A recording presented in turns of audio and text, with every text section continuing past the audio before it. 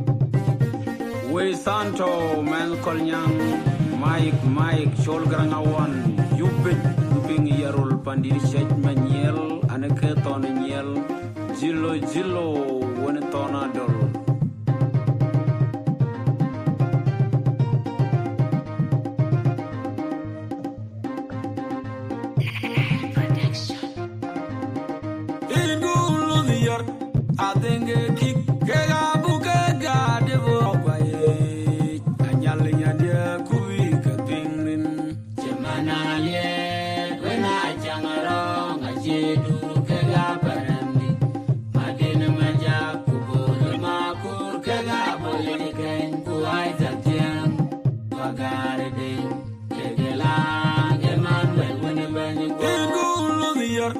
I think a kick, Gabuka, Devo, Anyaling and ya Kuika Pingrin, Gemana, when I jang along, I do Kagaparandi, Madina Maja, Kubu, Makur, Kagaboli, Kuaita Tiang, Wagarade, Kegela, Emmanuel, whenever you go, I think a kick.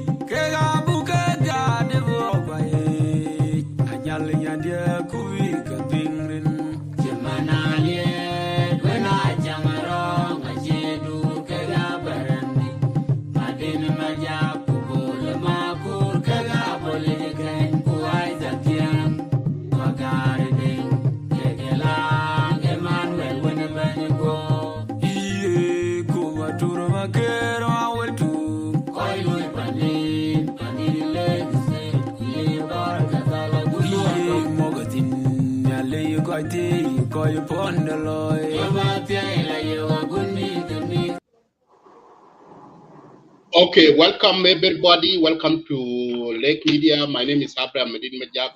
Welcome Honorable Peter Mayan and also my co-host and host Mujungaku. For those of you who are coming in, please share the video.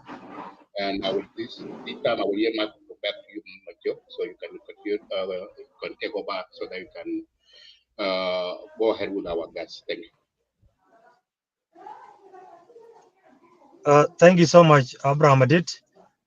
To our viewers, wherever you are tuning in, welcome to Lake Media and Beyond Boundaries. And for that reason, our today conversations will focus much on political affairs of our country. The guests in the studio with us today, most of you are familiar with him. He's somebody that has been in political arena for the last years, and he has committed himself to the agreements. He was part and parcel of the agreement, and up to date, he continue engaging in a political arena, whether he's silent or active. And I believe for the last 1 week, most of you have watched his press. He came out with the people of his party, and they gave a very solid information, of which he clearly indicated that he's back to politics full time. And through that, he has a call for South Sudan, because maybe South Sudan has missed his ideas, and we really need him to come back and share his wisdom and thoughts in regard to the political affairs of our country. As most of you are aware, South Sudan is in a critical condition as per now, politically, economically, and otherwise. And for that reason, Lake Media is fully backed for the next 2 months. We will be engaging thoroughly with our political leaders in our country in order to dig deep into their thoughts and their ideas. Permit me, our viewers, before I introduce our guest, to request you for simple things. Please, if you are watching us, share this live show. Our most intentions is South Sudanese to gather behind this show or below this show and listen to our guest. And through that, you will be in a better position to have a clear information of what is it and what is not. Because there is a lot of disinformation, misinformation, and sometimes rampant propaganda always tend to endanger the political class of our country. The guest in the studio today is Honorable Peter Mayanma Jonglit. He is a signatory to the Revitalized Peace Agreement, which was signed in 2018, and he has been constantly engaging with the political class in our country. And for that, give me a few minutes to give chance to our guest to give us his opening remark. As I said earlier, our conversation will surround around the political issues, basically on his party or his alliance, which is OPP, and broadly to uh, the agreement. Then after agreement, we'll move down to the issues of the partner of the agreement, which is the SPLM-IO. And thereafter, we'll move down to the issue of elections, whether we are optimistic or not. Through that, that is where our conversation will be. Secondly, we will not take much of your time as the viewers. Basically, we'll take more than or less than 1 hour, if I'm not wrong, depending with our conversation. Honorable Peter, welcome to Lagos State Media for your second time. It is your platform. You always come here. And if you hear me saying Lagos State Media, we just changed the name last week to be Lex Media for inclusivity of all South Sudanese. If we add a state, and then it will seem like it is part of the state in South Sudan called Lagos State. So we are actually trying to engage the whole country. South Sudan is full of lakes, and the lakes are all South Sudanese, despite the tribes, despite their religions, and all other affiliations, especially politically. You are welcome, Honorable. The platform is yours. Thank you very much, Lake Media, and highly appreciated for the broadened coverage and the extensions beyond the borders of Lake States.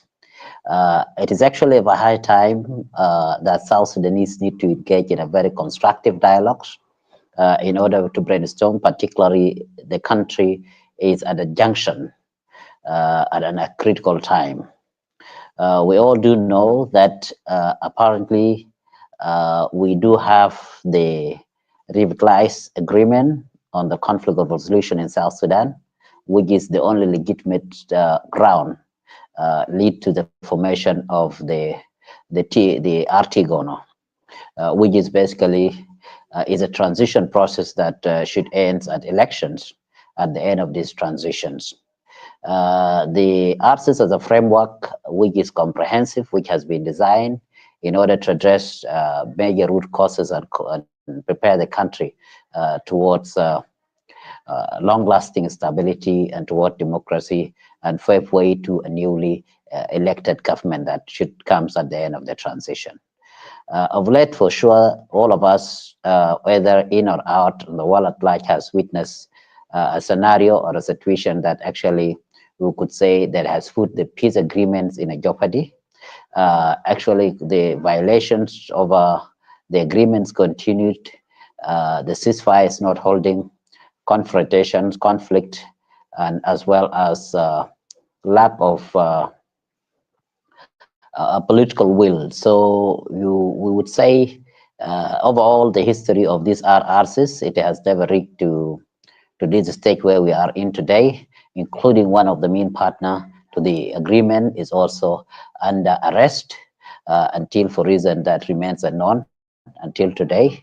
And all of this, we could say it has created a very difficult situations. And that's why we, the OPP, given our belief, we believe in a democratic transformations, we believed in people-driven process. We have called for an urgent dialogue, what we said it should be Juba initiative of the parties, so that all the political parties that are signatories to the ARCIS could be able to sit down and dialogue in order to address the outstanding issues and recommit themselves to the implementation of the ARCIS, bearing in mind that the ARCIS is the only available tool that can actually deliver South Sudan out of this situation. We do this in sense of urgency because we do know this is now the second extension of the transition period, and for the same reason, for the same obvious, And the most difficult part, or the most alarming part about this is it has issues to do with the legitimacy of the country itself. In other words, to say is that if the agreements or the transition period ends, and where the conditions for elections are not met, an election is not done, and that means you will have arrived to the end of the tunnel, and therefore you have pushed the country to lack of a legitimate government that comes in place. So the country will lose legitimacy. Yes, it will remain as independent and several country state, but you will not have an legitimate government. And we have seen from the history what it means when a government of any country loses its legitimacy. It faces a lot of legitimate crisis, and it takes a long time to bring this back together.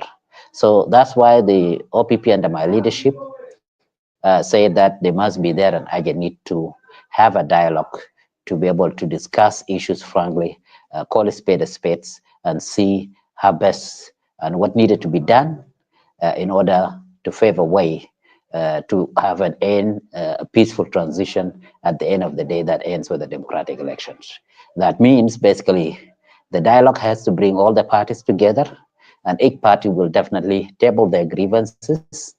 And of course, with the help of the grantors and mediators, now we could be able to see where and each party has gone wrong, and we see how those violation and grievances can be addressed, and how and what needed to be done within the remaining month before the end of the transitions, and what can actually be left for the next elected government that comes in place. So rather than actually focusing on blames of what is that the party X have done this, but this one has done this one has done this, let's face the reality. The reality, of course, we have the guiding, which is the agreement itself. And by the guiding of the agreements, we can be able to fetch out and say this party has overlapped its responsibility. They have committed violations here and there. Rather than blames, then we can be able to forge away and have a new understanding, and even go further and look at obstacle that is making it very difficult to implement the agreements. So that's why we're saying this urgent call is very important, and this country cannot be left as such. The parties cannot talk to each other.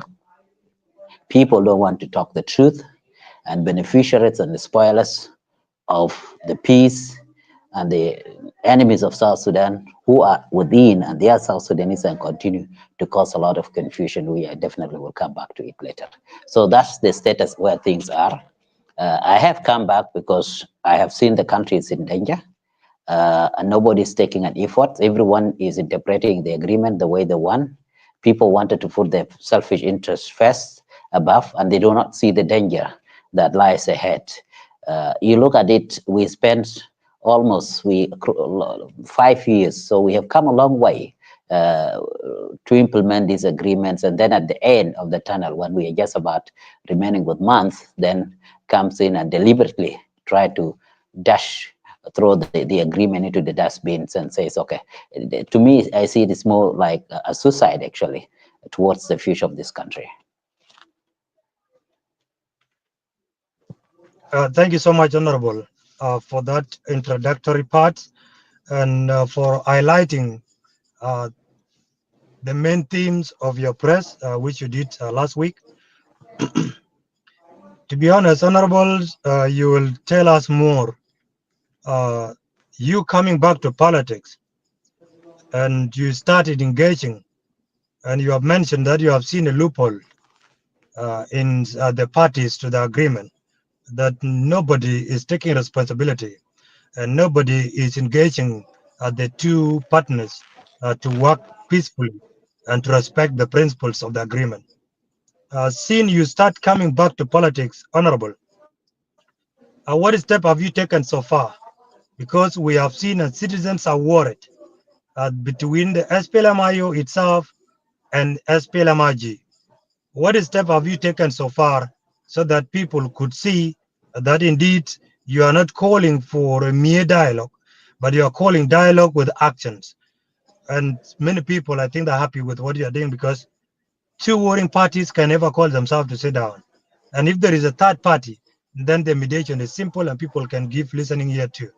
Kindly, can you tell us the step that you have taken, either to approach the SPLMIO and approach the government, especially the SPLM, the mother party, and see how best they can try to engage in dialogue?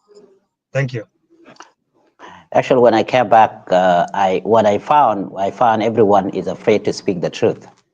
And what I also find that the peace spoilers are actually misleading the public, and they are also misleading the principles. I had also came and find already a hatred and a lot of misunderstanding has been created between the parties themselves. So that's why we have to start with the reality itself. The reality and the fact is that those parties, yes, they were rivals. So there's nothing to be said about that. But they have come together to have an agreement. And once you have an agreement, that means you cannot agree with yourself. You have to agree with the second or the third party. And if you have agreed with the second and the third parties, you must talk to your partner. You cannot avoid and say that we will not talk to the SPLM-IO under Dr. Riek Machar, or we will not talk to SAWA, we will not talk to OPP. So that is completely one of the things we have found out that is absolutely is unthinkable, because as long as you have an agreement, that means you have a contract, you have an understanding. Otherwise, unless you say that the agreement has collapsed, and if the agreement has collapsed, that means there should be no legitimate government. As long as saying that the agreement has not collapsed, the agreement is holding, then people must speak to each other.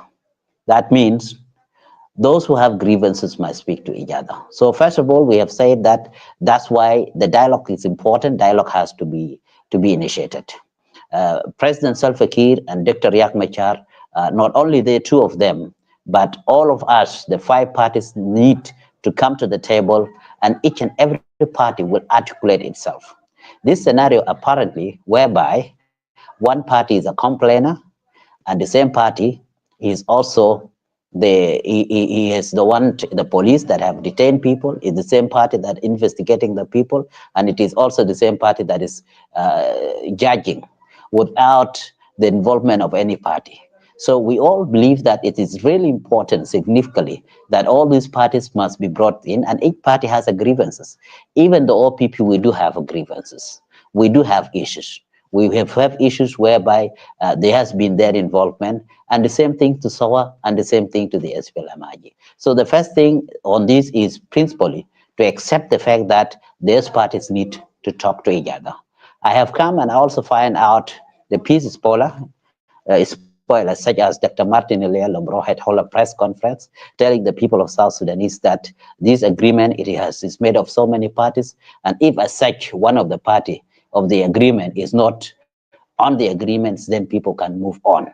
Basically, it's referring to the SPLM-IO under the leadership of Dr. Riek Machar, which is absolutely very, very misleading, because the agreement is designed in a way that Dr. Riek Machar is mentioned in the agreement by name. President Salva Kiir is mentioned in the agreement by names. And therefore, replacing any of the two, that means the agreement, it is collapsed. Okay, so and absolutely there is no any other alternative which is provided to the agreement as the replacement. And we also came to talk to South Sudanese that let's call a spade a spade. Let's face the reality. The reality, whether you hate, you don't like the SPLM-IO, or you don't like the SPLM-IG, you don't like President Kiir, you don't like Dr. Riek, the fact still remains that both of them must work together to implement this agreement. The only departure junction that they will have, it is an election at the end of the transition. So this is a fact. So, and this fact has been undermined. And of course we do know those spoilers, peace spoilers, they have done this before. This thing was done, and we know the result of it. And also we also came here to fight and enlighten South Sudanese that the game has to stop towards invading or creating political coups. The other step, which is very important, is that they must be there as a session of hostility. All hostility need to stop because it's meaningless. It adds no meaning where you have an agreement where both parties have agreed to cease hostility, and yet people are continue to fight. What would it be? For what benefit? Even if, let's say, the White Army wipe out all the SSPDF, and what will it add to the SSPDF if it all move out the White Army? So there is a need that those parties needs to be brought down to table, and people have to speak the truth. There is the truth that SPLM-IO is connected to the White Army, is undeniable truth, and this have to now to be seized because the agreement says, as during this time, no any other armed forces that should continue to exist. Modality need to be discussed as far as the disarmament is concerned. So actually avoiding discussions, it is not helpful and it's not good. People must acknowledge that these 5 parties, they are parties to the agreement, and they all must work together. We have seen this scenario, it has continued, a scenario whereby, I mean, a group, and the best scenario is currently, which is existing now in the SPLM-IO, where you have a group that is led by Taban, by PAL, and you also have the other group that is in exile. So all these frictions is unhealthy to this agreement. And what we are saying that all parties must come to the table, people must dialogue. And no one should reject dialogue. And if you have a case, it's absolutely important that you bring your case to the table. Some people need to discuss to this. And we have to ensure that those peace spoilers, those who are translating the agreements into their own ways of translation or interpretations, creating institution which does not exist in the agreements and things that are not there, really need to be told time is over, because we only remains with month, and this month we must come together and discuss and dialogue and recommit ourselves to the full implementation of the agreements, implement what we can within the transition period now to end the transition favorably towards a democratic elections where an elected government will come in place. Thank you, Honorable. Before we come back to the questions of credibility of agreement, what is the stance of your colleague, especially the SOA? In regards to the dialogue? Yes, in regard to the call from OPP. Of course, nobody, there has not been any kind of hesitation or resistance within SOA, particularly after SOA was able to regain back the legitimate leaderships in power. And I think the SOA now is moving at the right track, and SOA is not, as far as the relationship with, I mean, the position of SOA has always been similar to the position of OPP. And we do believe that there should be no party that should reject the dialogue, because basically, unless a party that's saying is benefiting and absolutely does not have the interests of South Sudan at heart. Because what do we need? You need peace. We need stability. We need a conducive environment where South Sudanese can be able to freely express themselves, freedom of speech, an environment that shows that for sure elections will be credible. And each party now, they have to prepare themselves towards elections, because basically, I don't think there's any party that is willing to do this extension anymore. The previous extension, we extended it at a really very shameful environment. We couldn't even face South Sudanese to tell them that we are extending. We did it through mechanisms, and we were shameful for that. And I don't think there's no one is willing toward that. But of course, there are individuals within the government, the like of the cabinet minister, Dr. Martin Elia Lomoro, has been in engineering a lot of coups. These things was done within SOA. SOA has to continue battling among themselves until things were resolved. He has also did these things within the OPP, bringing people that are not party they are not members of OPP into governments and intimidating everybody. And now they have also invaded what is today called the Pan Africa Group of PAL, and to bring them into different parallel groups. So all of these divisions are basically not just to weaken the party, but to confuse the agreements, to make it very much hard, to make it very difficult in order the agreement cannot be implemented. Because you cannot implement the agreement with two parties in the same, in the same umbrella. You can't. You cannot say it's now we have SPLM-IO and APAR, we have SPLM-IO and Riek Machar. This is absolutely a lie. The agreement put the name of Dr. Riek Machar absolutely by name. And even nobody within the IG can make a coup against the president because the agreement says the president Salva Kiir. So those names are mentioned in the agreements. So the fact is that this divides and rule, this students' politics, it has to stop. It has to stop that there is no way each party we must deal with the parties that are in. For instance, if your leader is removed or if your leader is arrested, Dr. Riek is not the first leader to be arrested. There are so many political leaders who are arrested. Once a leader arrested, he's in jail. Does it mean that a new leader should emerge up? Absolutely, he has his duty, that's his job. And if the duty is not there, the Secretary General will do that. And this thing was imposed on them in order to create divisions. And now, even if now you create that division, what will be your goal? That means you want people to be confused, end up with no elections, and people lose legitimacy. Then what is the point of that? That's absolutely unacceptable. Thank you, Honorable, for that. Let's move to the questions of the agreement. Many political commentators refer agreements that agreement has collapsed, and others says agreement is not collapsed and we are still following the agreement, especially the government officials on both sides. And if I said government officials, I'm referring everybody inclusive of all the political parties that were brought together are the results of a national government of national unity rather. Kindly, can you tell us what is your opinion in that? And how is the status of the agreement so far? The agreement is alive so far. It's, you could say, sick if you want to use a number. It has not collapsed because none of the parties to this agreement has declared the agreement collapsed. The SPLM-IG did not declare the agreement collapsed. The SPLM-IO did not declare the agreement collapsed. SAWA did not declare, the OPP did not declare. But the fact is that there are issues in this agreement and those issues need to be addressed.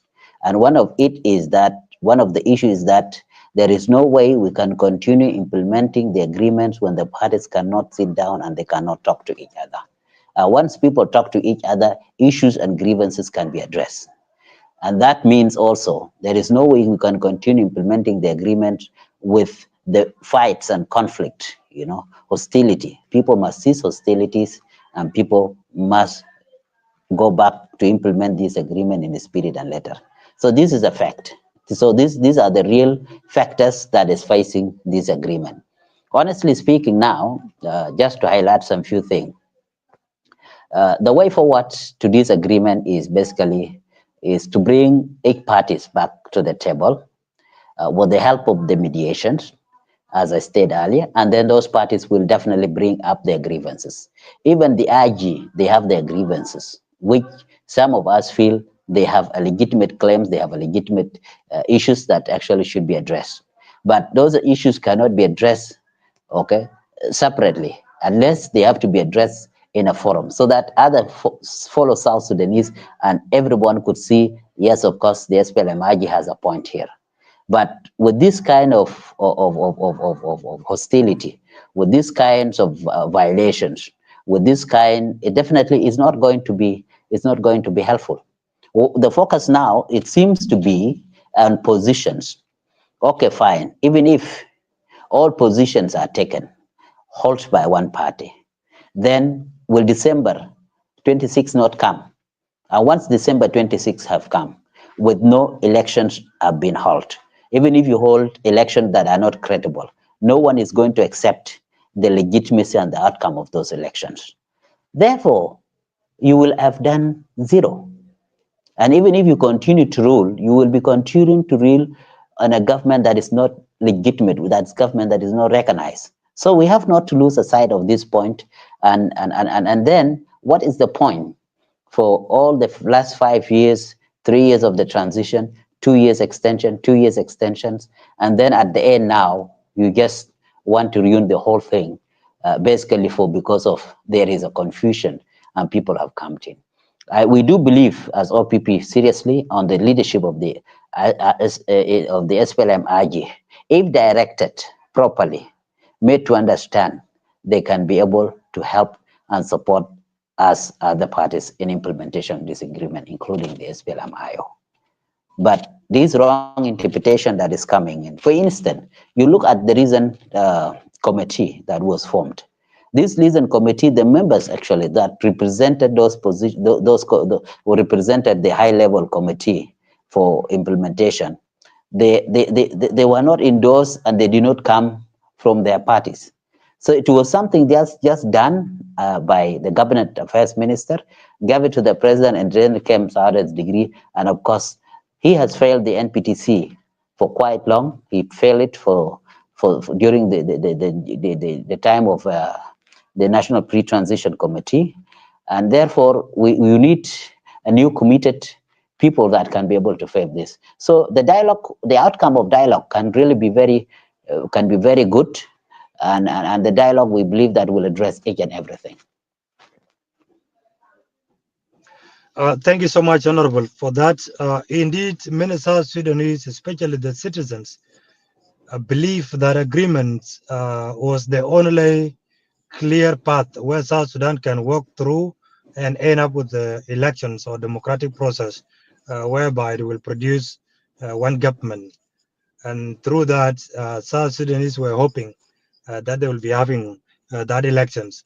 But by the look of things, things are falling apart every day. And on a daily basis, our political class are trying to betray the hope of the citizens. Kindly, can you tell us the issues of the SPLMIO, the SPLMIG, and how you see the possibilities of having elections by the end of 2026 or by the end of roadmap extension? And through that, you will look at the three group of the SPLMIO. We have the two groups in Juba, the group which is still with Mama Angelina, and then the group outside, which is the SPLMIO in diaspora, or in exile rather, and then the group led by Honorable Pal. Kindly, can you tell us, now you are calling for the dialogue. Are you going to start with the SPLMIO, the internal dispute, or you are going to start where? And I need you to make something clear on that. Thank you. The internal disputes within the SPLM-IO were engineered.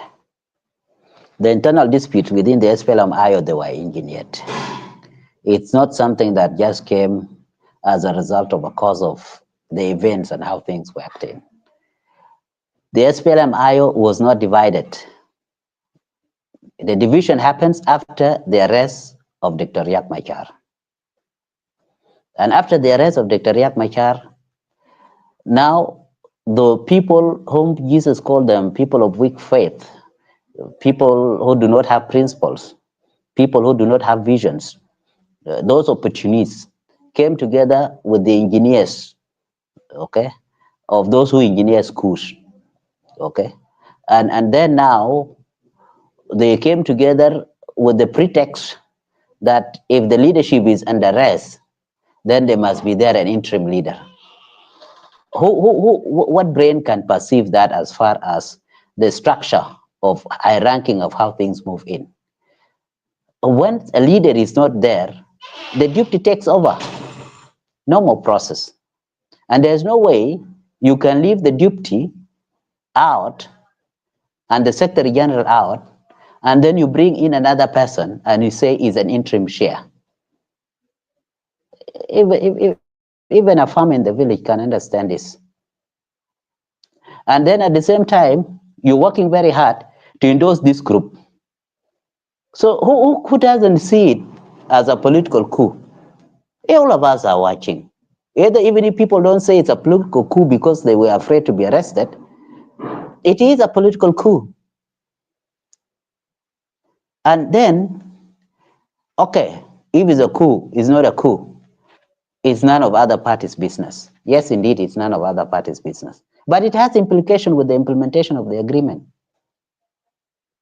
It has the implication of the implementation of the agreement. And when the agreement is not implemented, there are those who will be held responsible, of which I have said I'm one of them. And that's why we're saying the like of Dr. Martin Eliel Moro, okay, need to be isolated and declared as a peace spoil in this country. Now, is this the only politics South Sudanese understand? If you look at the history, you will find it is just political coups within organization after the other. There is no political party that can offer a substantial alternative based on ideas and policies and the vision that they have towards South Sudanese. None. Okay, if Riek is relieved, will now the interim chairpersons hand over the chairmanship? As for those who went to diaspora or those who rent out, of course, it's a nature thing. People fear their lives. And then it's better you declare the agreement invalid and it's not there. Then you can do with anything that you want to do with the opposition. You can now arrest them. That have the one managed to escape is escape. The one managed to remains. But as long as you are saying the agreement is alive, and if the agreement is alive, with whom are you agreeing? If the very people you are agreeing, then you need to be hostile to them. Then again, the biggest question is, what is the point of hostility? Are you afraid of them? Coming elections, they will win? You don't want to face them in election? And if you believe that you are okay, people supports you, you can win elections, then what is the point for this hostility? If it is related to security issues, should be treated as security issues separately from involving politics.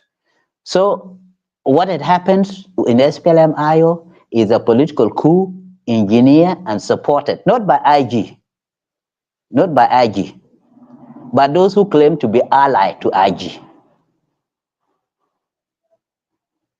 And those who claims to be the ally to IG, for the purpose of confusion.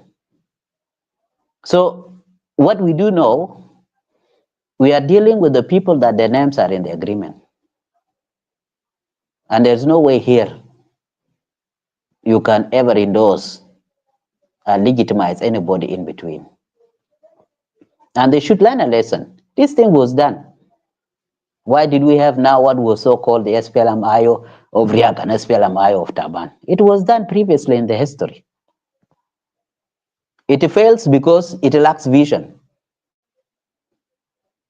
So Dr. Martin Eliel with his groups should stop completely, okay, engineering those political coups.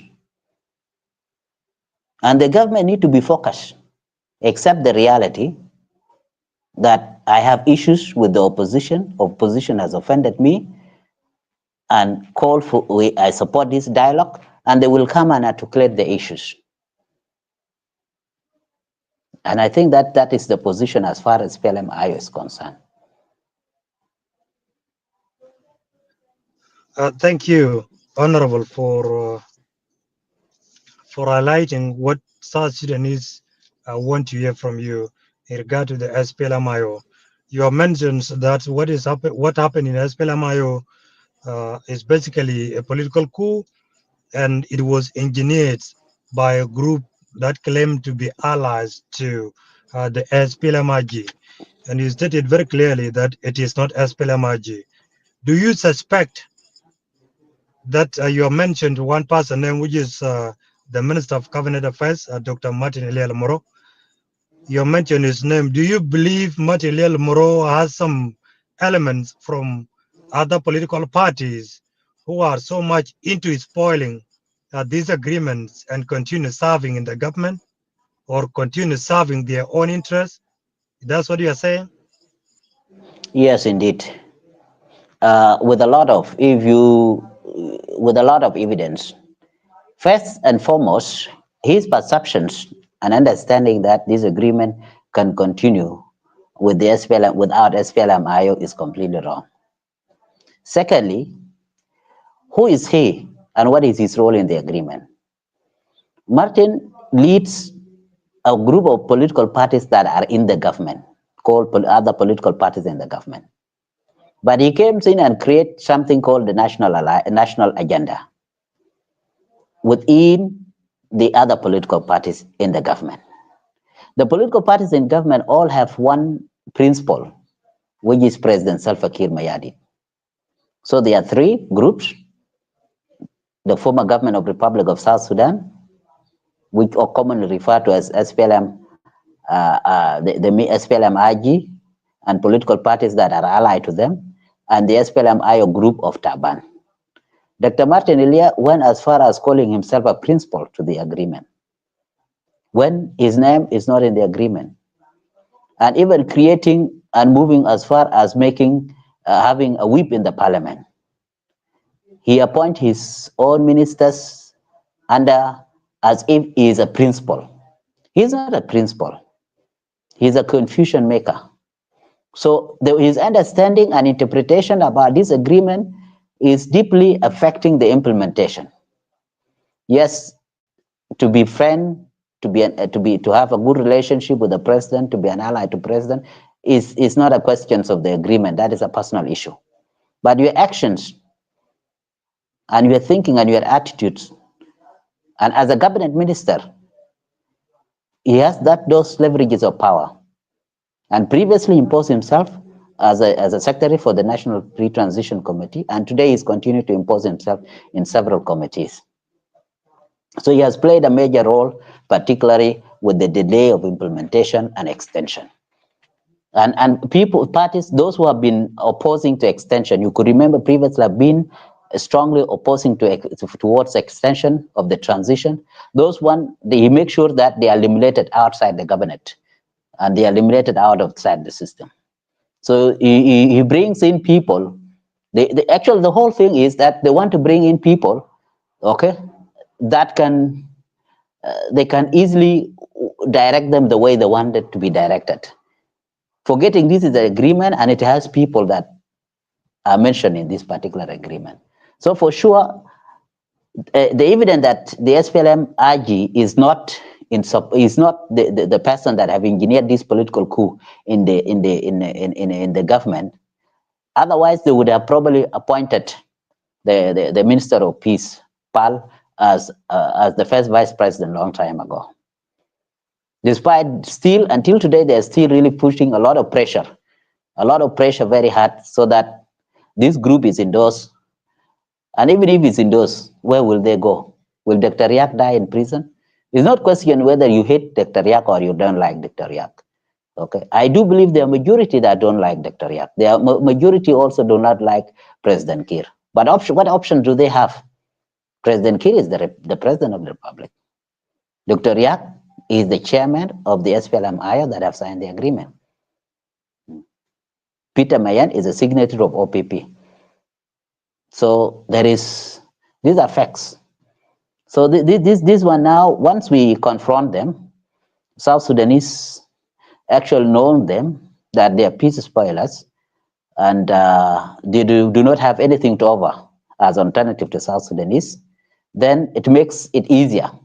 Because, you know, in Arabic, or when a thief is known, okay, it becomes very difficult to find avenue to steal, because once a cornerman, so when you comes to a forum or anything, people will know, oh, who is this? HR. So people will know this. So once they are now identified clearly, like now, you will not cheat anybody to come and say that I'm a principal to the agreement. You know, South Sudanese will ask him, where is your name? He will not go and say that there is something called national agenda as part in the agreement. People will know that 55%, all of this is allocated to SPLM. So rather, it's very funny that he goes on looting the SPLM position, taking from SPLM position and say it's National Alliance, okay? And then the SPLM comes and loot from the SPLM IO and OPP. Where else the engineer, he has played in a very smart way. So he shouldn't be allowed completely. And with them, with plus some of few others, we with time will continue to expose them. So the future of this country lies on pressuring and letting these people to sit down, accept themselves. We do not want them to have any kind of friendship that they want. No, but whatever we want from them is for them to implement this agreement, so that whatever the agreement says, it should be implemented. Funding need to be available for election commissions. Hybrid code need to be formed. Election commission should come up with electoral college. Freedom of speech needs to be there. And these are the things that we need. They must cease hostility. Everyone talk to their loyalists to cease hostility, whether armed confrontation or any other means. So this is what things we need to be done now. And I think by South Sudanese coming out loud and clear and demand for this kind of things, it will be very great. We are actually thinking to go much more further if our voices are not heard, to organize more civil process whereby people, the grassroots is involved to demand for peace and accountability. Thank you, Honorable. Before we move to the next questions and leave the issues of SPLMIO, there is the last question, which was displayed here on the screen, asking that the SPLMIO Deputy Chairperson, Oyet Nathaniel, is outside South Sudan and he left South Sudan. He has flew the country.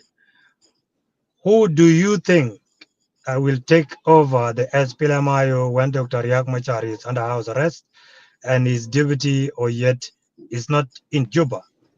So according to your own opinions, or how do you suggest? While you will be answering that questions, I need you also to touch base on what should be the way forward within the SPLM-IO. What should they do first for them to come together? Thank you. Okay, I think the last question is I think everyone could answer, even yourself you could answer. There is a high ranking which usually goes down. So if the chair is not there, then the deputy should take. If the deputy is not there, the secretary assumes those powers. And if there is an interim, it should be done in a different not with the motive of a political coup. Secondly, when it comes to what is needed to be done within the SPLMIO, what do you need to be done? This group, they were very intelligent enough. They did not say we have overthrown our chairman or we have replaced him. They say they are acting. So if the dialogue happens and the chairman come back to his seated in his chair, so what is else again? And if they continue identify themselves as a different IO, then we'll go and see which IO leadership does the agreement say. You will find there's what the IO leadership which is recognized in the agreement is the IO leadership under Dr. Riek. So this is very clear. It's not a question. Personally, of course, is a fact. Is a fact. So as much as you don't like that, but that is the reality. Thank you, Honorable. Basically, you are saying what will bring the SPLMIO together or under one umbrella is the release of Dr. Riek. That's what you mean? Of course, according to the law, Dr. Riek, until today, as we speak, is perceived to be innocent because the law says every accused person is innocent until proved otherwise. Okay? So whoever that is detained is innocent.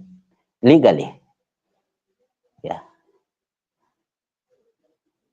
Thank you, Honorable. Let's move to the question of elections. For the next Or question, Abraham Adit. yeah, for Yep. the next question, let us give Honorable a 1 minute break, take a water break, and then we can resume.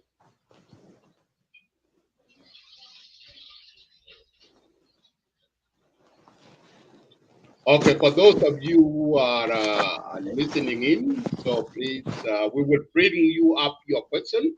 Please, some of you who are in Clubhouse, write your question down there. I will not bring anybody up.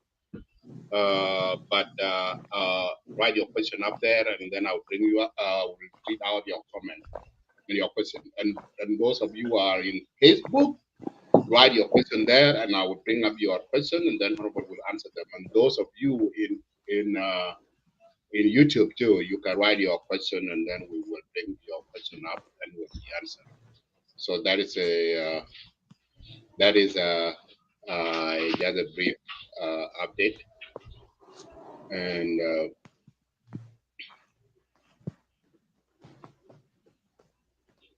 okay.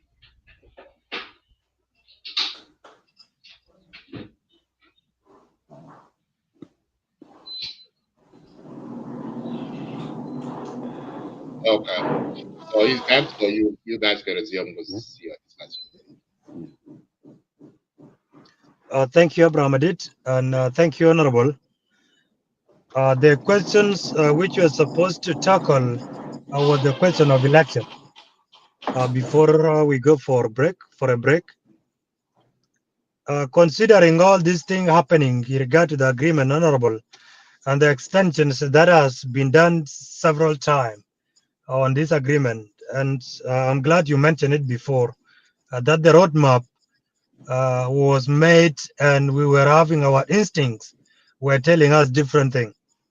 But we made it simple because we want to have ample time to have Chapter 2 implemented, that is security arrangement. And for the last 2 years of the extensions, we are still looking at Chapter 2, which is incomplete. And now the 2026 is almost approaching. And that is the time, the year where things should be arranged. Electoral commission should be in place, census should have been done, and everything should have be at the right track. And all political leaders, including yourself, you said you are a presidential candidate. You should have been outside there campaigning and selling your own agenda in regard to your party. All political parties should have been now engaging in alliances and see which party should emerge with which to support themselves so that they can win the election. And this thing, again, especially the lack of political will many people refer to. Do you think election is possible by the end of roadmap, which is 2026? And if there will be no elections, what are the options South Sudanese have, especially the leadership? Do they have another roadmap too? Or do they have another crutch elections? Or what do they have on their table, rather? Thank you. Yeah, I think, thanks for that question. Among so many South Sudanese who are worried about elections and the future, OPP is very much worried about that. To be very brief and very precise on this, Esther, if the situation continues the way it is now, there will be no possibility of holding elections. And if elections are not held in time, then whatever government that continues from thereafter, it will be illegitimate government. We will lack recognitions. And if elections are to happen, the only way for elections to happen is to make sure that parties get to dialogue as earlier as possible and as soon as they can, in order to save time.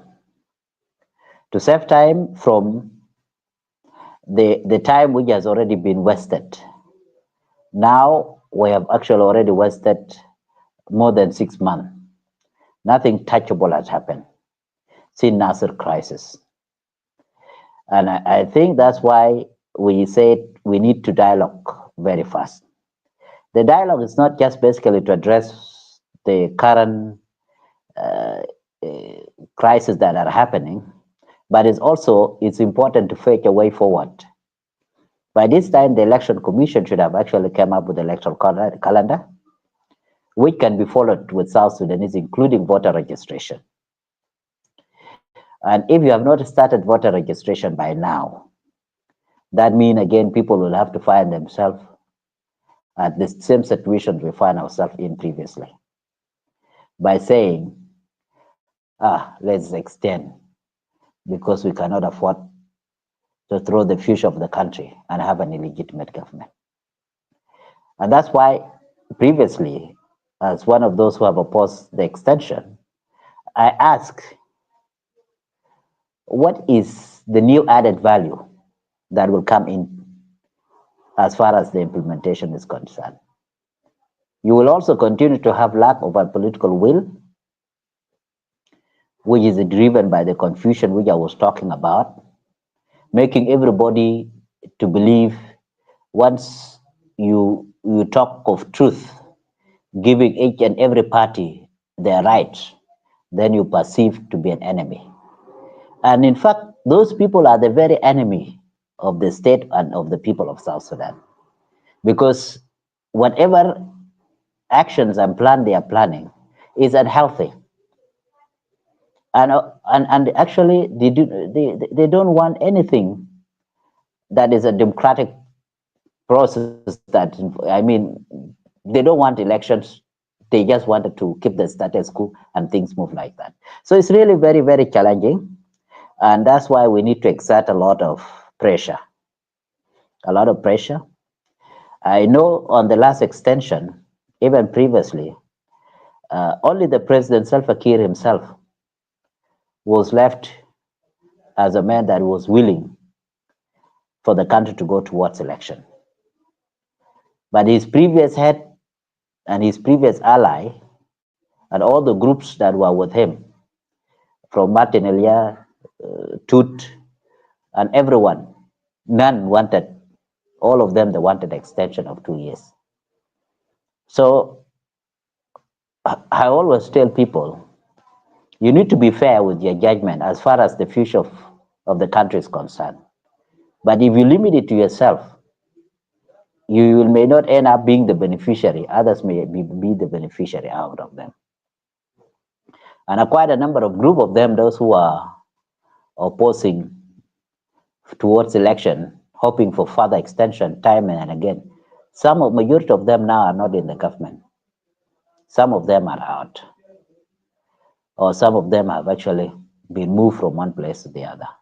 So it's something that is not left upon OPP or my own opinion, but it's our duty, and my duty is to enlighten the public, to tell them, please, if we don't put a heavy pressure and demand for accountability and return of the parties back to the table to implement the agreements, you may not have election. And if you don't have elections, you are losing your legitimacy. And if you lose legitimacy, look at the other countries, what happened to them. And you look at our neighbors, how difficult the situation is with them. So it's a collective responsibility, and I think I will call for all of you to rally behind me so that we can continue giving enough pressure so that the right thing need to be done.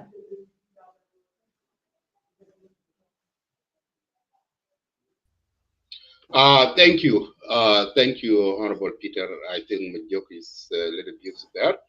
If he will come back, we will let them resume with his question. Let me pick up where you stop about on Thursday. The UN Commission on Human Rights in South Sudan issued a statement that the peace agreement of 2018 is at risk for collapse. And they are calling for all parties to make sure that the peace will be served by during the dialogue, as your OPP you are calling for the dialogue.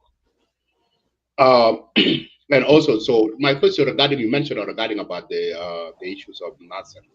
This is what caused all of this in March.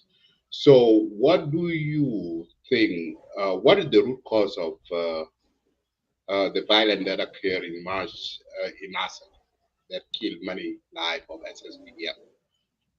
So, and you have seen about. Can you give us what do you know about the incident in Nasser? Can you explain South Sudanese, because the White Army and the IO, SSPDF, they involved into that, and we have seen many of SSPDF soldiers lost their life, including their families, including General David Majudak and others. So tell us more about what do you know, what are the real evidence you have, and what is your response and the other political party that are the part of signature of artists.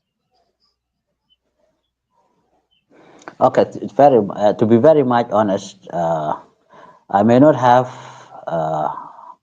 details or evidence or whatever information that could be valid as far as Nasser is concerned. But what I have is an opinion. So I will basically tell you my opinion.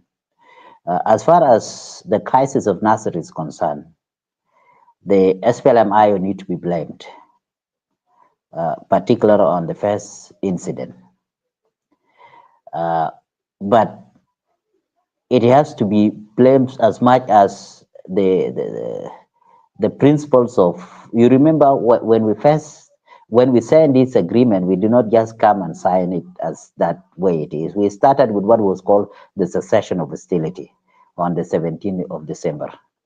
The cessation of hostility is a small booklet agreement, but it actually gives a lot of details into how the security arrangement. But there are two versions. The SPLM-IO, they have their versions of the story, and the government forces have their version to the story.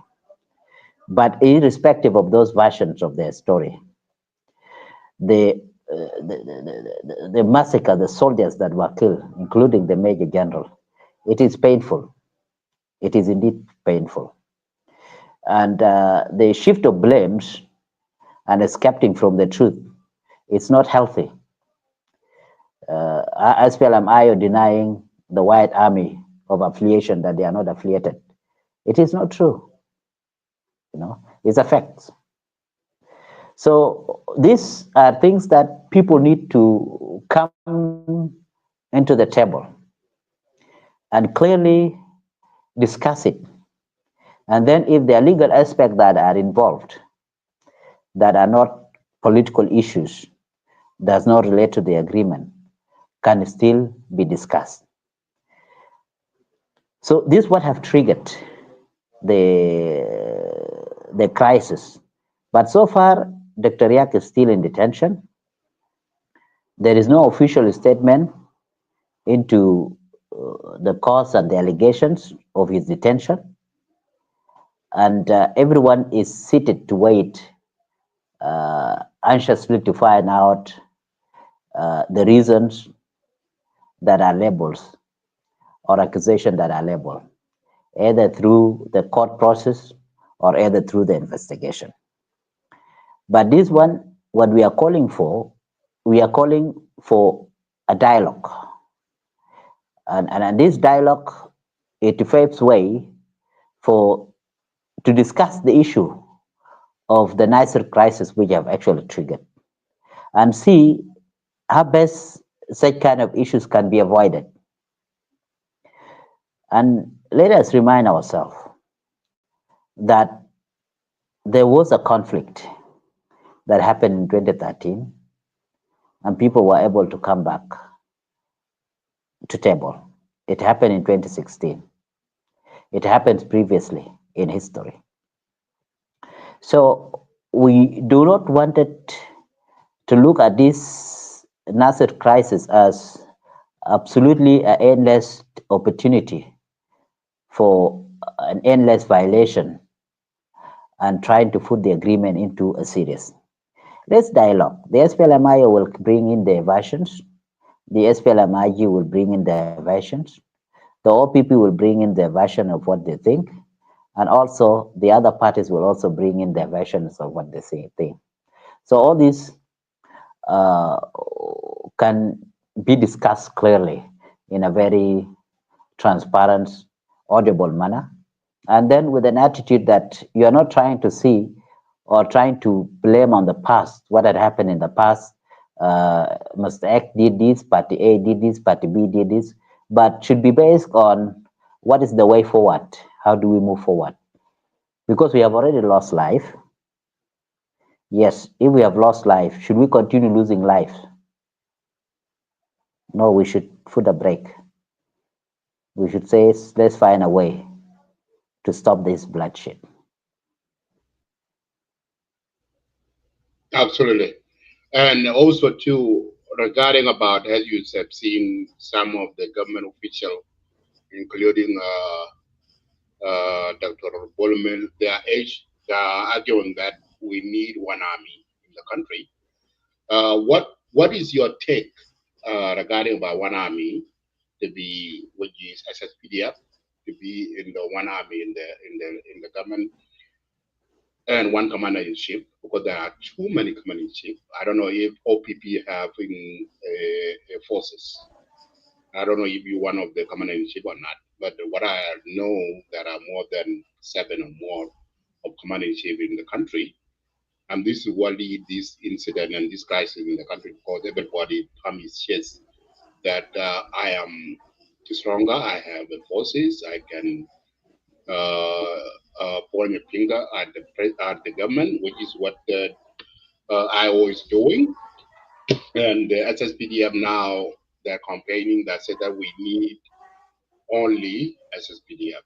And the other forces, they need integrate into SSPDF. So what is your response to that, for the country to have a one army? Actually, that is not just a call from the Vice President Bolmel. It is actually what the agreement says. What caused the 2015 agreement to fail was the existence of two army. We rejected that. And actually upon the establishment of the command. So all these commander-in-chief should have ceased to exist.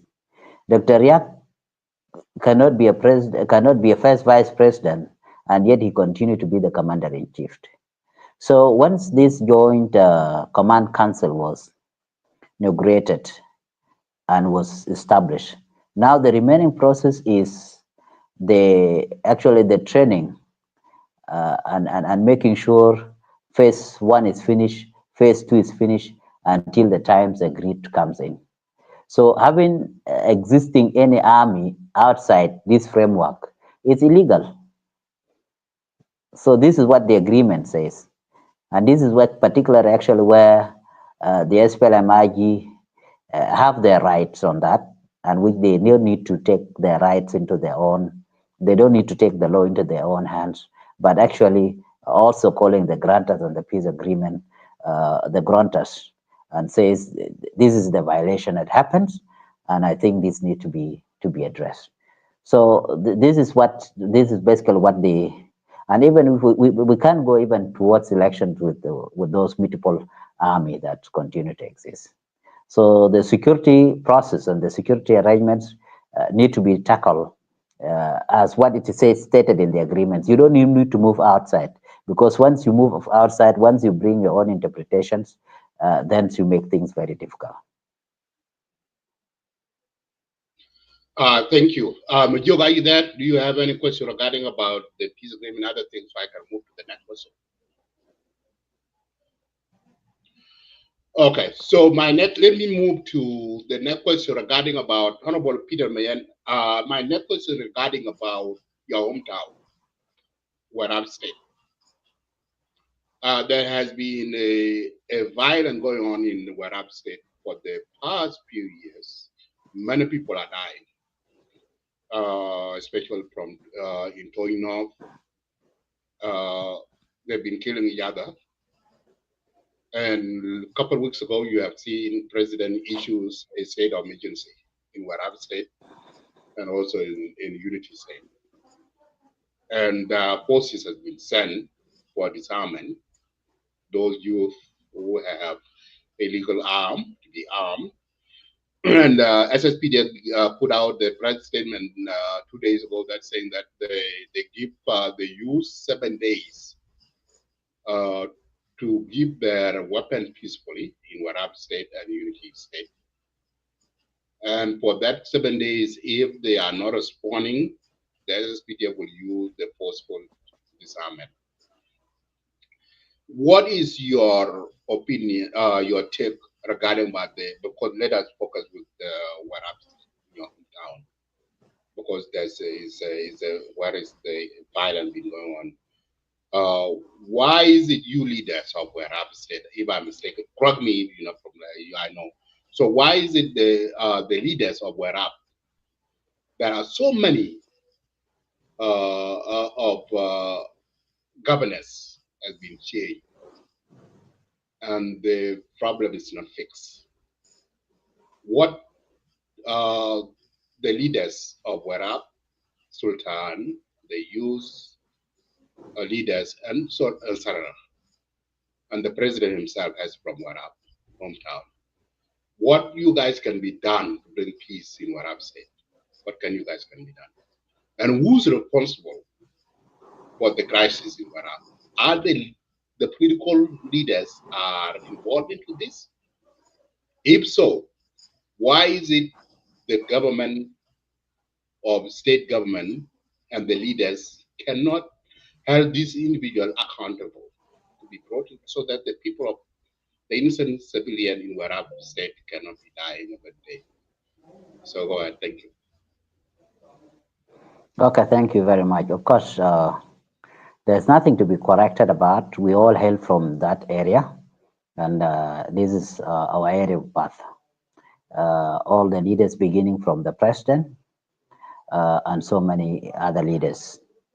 The situation of Warab itself state is basically dynamic and conflicts in its nature that is not really much has to do with the national issues, but it's more centered on communal and conflict within the communal basis.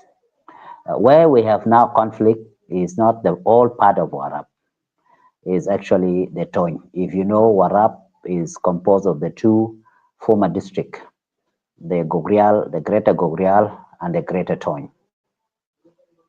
Of course, we couldn't clearly articulate and give a reason into those conflicts. But I'll give you my perceptions of what I perceive as far as the communal and sectional conflicts are, not just from the Warab perspective, but generally.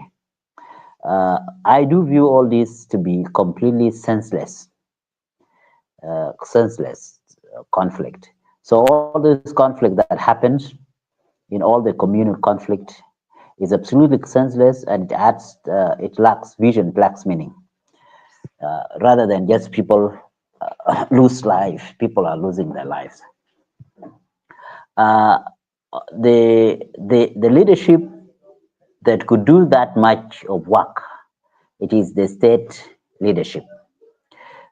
Previously, the appointment had happened to several state governors, but having observed, most of them have not met the expectation and what is needed from them.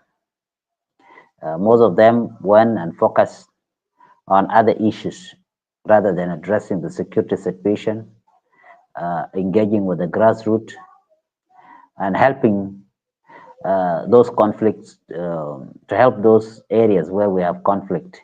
But I think, in my perception and my understanding, there's a need to call for a greater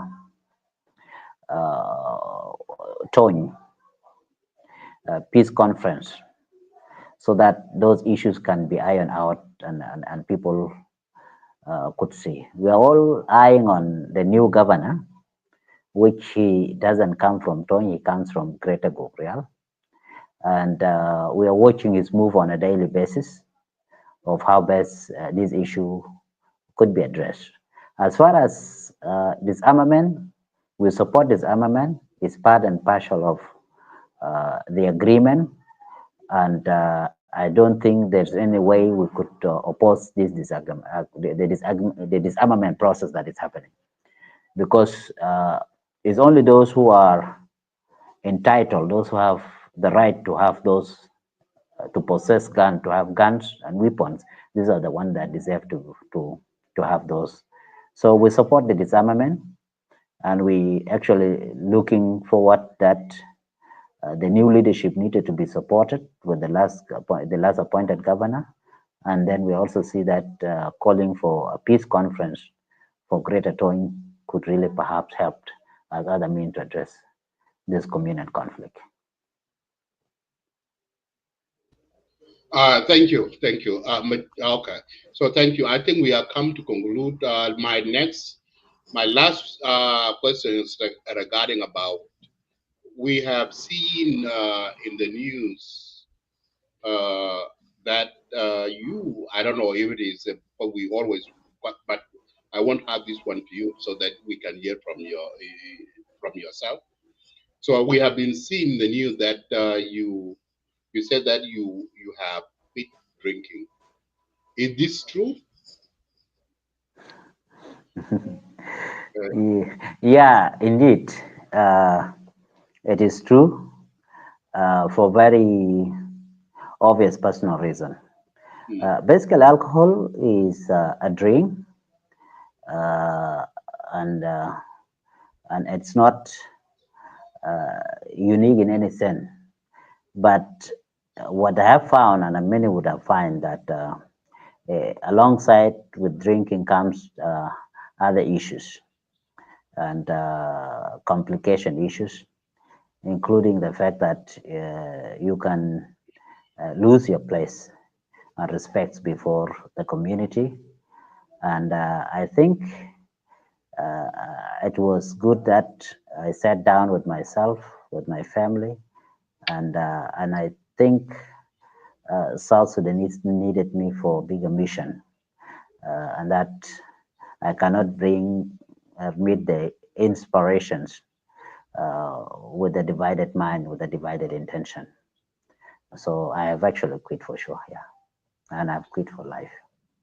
Absolutely, absolutely. Thank you for being honest. It's very rare to see the political leaders or anybody in South Sudan admit that what you're doing. So I quit drinking, and this is a part of healing. And this is, I think, this is a very good that you come in public and announce what you went through. Like, this is the part of healing. About if you admit that your addiction, alcoholic, and then you say that here is what I went through and this is what I'm doing. This is a part of process of healing, and I hope the leaders and the people in South Sudan who are addicted to alcohol should learn from this, because when you say that enough is enough, and I want to change my life around, you will be doing. One of myself, when I was like 20 years ago or 23 years ago, I used to smoke. I used to smoke cigarette. And when I become realize that, okay, tobacco is not a good thing, it's bad for my health, I need to quit it. I take that decision. And 3 years without smoking is really good. So, and it's really good. So, and for that, we thank you so much, Honorable Peter Meandi, for coming to Lex Media for and give your perspective regarding about what's going on in our country, and also on your personal that you quit drinking. That's a good thing. Before I let you go, I will give you this chance to put in your last statement. So thank you. Thank you so much. Thank you. Yeah, you can put in your last word if you want to. Your closing remark. I think my last statement will be basically, I really wanted to encourage South Sudanese to speak to you at heart, that it's really important for us to broaden our perspective beyond personal hatred, beyond political affiliations, beyond tribes, and look at the things in a very objective manner, bearing in mind that the future of our country depends on us. So it's not a question of supporting any political leader or any organization or any sections, but it's basically doing what is right to South Sudanese. So my statements here, I mean it, and I'm not doing in favor of anything, but basically this is the right thing need to be done. So I call on you to support my comeback in this political engagement, so that at least your country is delivered and the future relies of how best this agreement can be implemented and how best we can usher in a new democratic era with an elected government in place. And continue to support me, and I encourage you. I'm also very open, and I'm also ready to admit any mistakes that I have done in the past for any reasons that I have done. So I am here for you to deliver the services that I need and to make sure that our future of our country is delivered. And thank you. Thank you so much, Honorable Peter Mayan. Indeed, we really appreciate Mayan Mijungi. So we really appreciate for coming to Lake Media and give us a update the South Sudanese what's happening, and also talk about the stage of the RCs. And also we are calling for peace, for all the leaders to come for the dialogue. As you said, that dialogue is very important. A war gun cannot solve the issues, but peace, sit down. We urge all the political leaders in the South Sudan to sit down, to having a dialogue, to have the lasting peace. People of South Sudan need a peace, the lasting peace. And I hope your call, and now that we open, Lake Media is open for all political leaders to come to this platform, because dialogue is very important, communication is very important. So, and that's what would bring peace in the country. So thank you so much, Honorable Peter Mayan, for coming, and we will bring you back again as we continue to for the phase of the peace in South Sudan and the dialogue. Thank you. Have a wonderful night. Thank you very much. Thank you. And thank you everybody for coming, for listening in, and thank you everyone. Have a good day. Thank you.